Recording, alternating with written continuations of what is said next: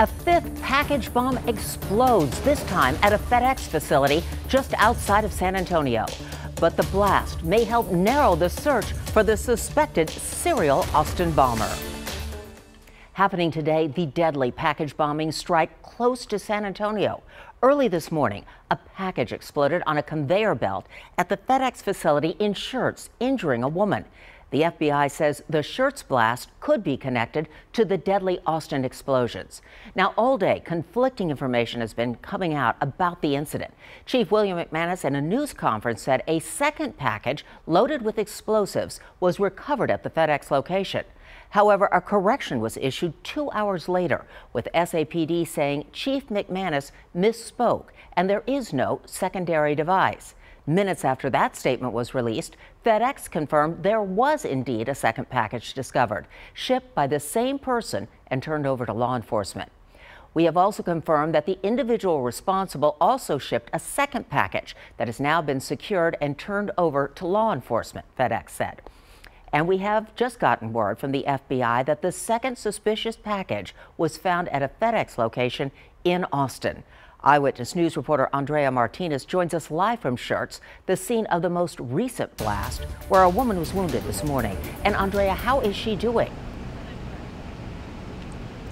Deborah, we're told she's doing okay. She was knocked off her feet when that package exploded and she got a concussion, but again, we're told that she is expected to be okay. If you take a look behind me, you can see FBI, ATF, they've set up command posts outside of this FedEx facility. We did see some government trucks kind of pull out of here earlier, just moments ago, so we're not sure if that means they're wrapping up for the day, but definitely less activity right now than we saw earlier. Again, law enforcement not telling us much, but here's what we do know. Officials confirmed earlier this explosion is tied to the serial bomber responsible for those 4 other bombs and the deaths of 2 people in the Austin area.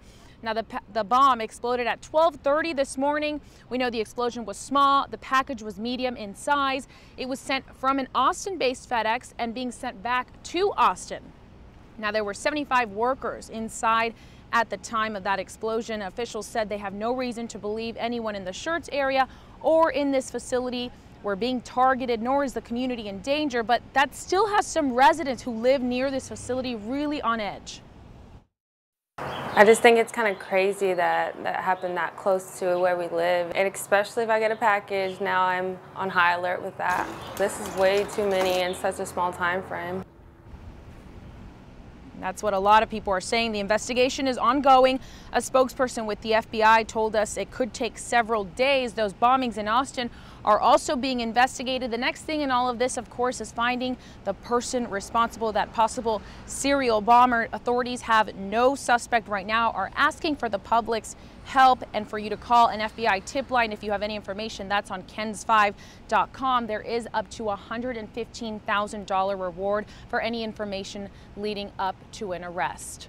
And of course, we'll keep you updated as we get any more information. We are here on scene. For now, reporting live in Schertz, I'm Andrea Martinez for KENS 5 Eyewitness News. All right, Andrea, thank you.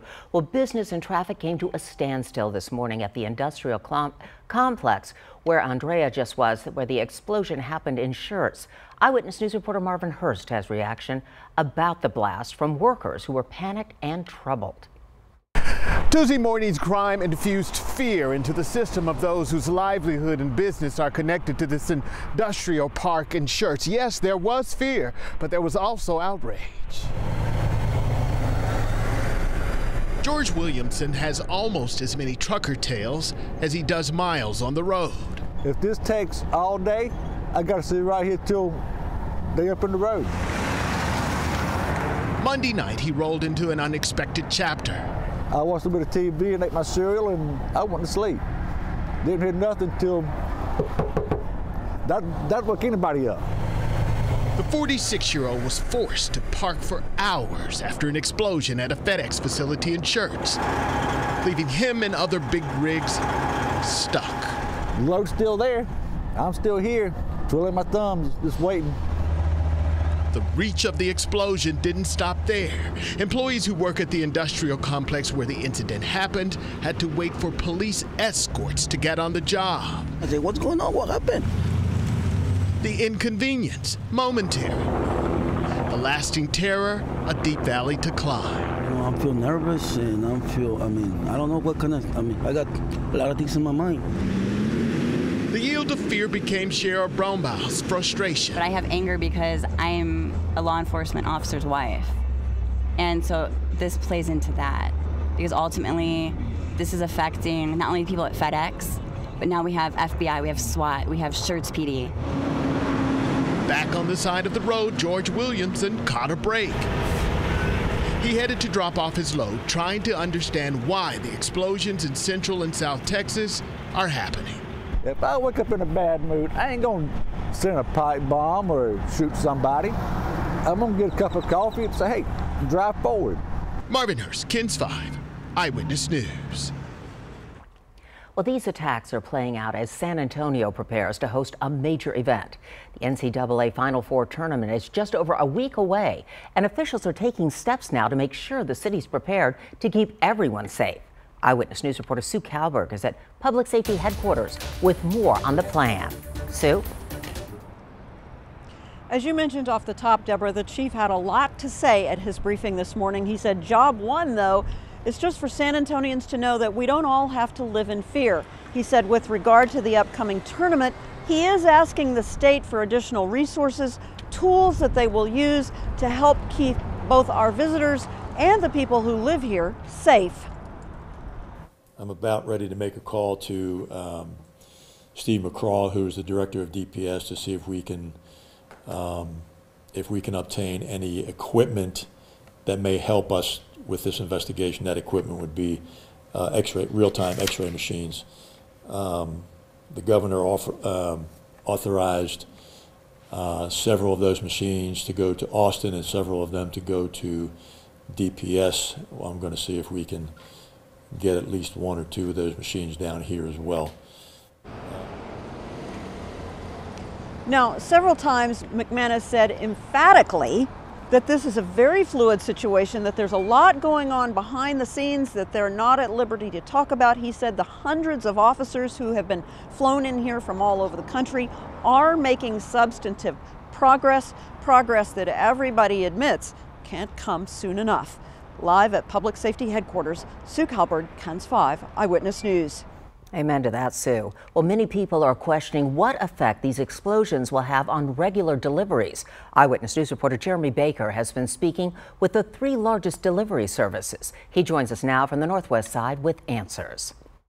All shipping companies I spoke with say safety is their #1 concern, but naturally, some people are concerned about whether or not their packages are going to get to their destinations on time. The 3 shippers I spoke with, FedEx Office, UPS stores, and the U.S. Postal Service, tell me it's business as usual, and they aren't expecting any delays in shipping or receiving. So far, this morning's explosion and the second suspicious package has had no impact on any of their daily routines. But like the police, ATF, and FBI, they continue to stress safety. If you have a package that was not expected, if you are suspicious of the return address, if you come across any suspicious object, do not touch it, do not move it, but contact 911. It's surreal, you know. You feel safe at home. You're supposed to feel safe at home, and then all this happens, and you're second guessing everything. You're walking out the door, checking around doorsteps and everything. So it's really scary. The ATF told us that if any member of the public has any information to call their tip line, that number is 512-472-TIPS. On the city's northwest side, Jeremy Baker, KENS 5, Eyewitness News.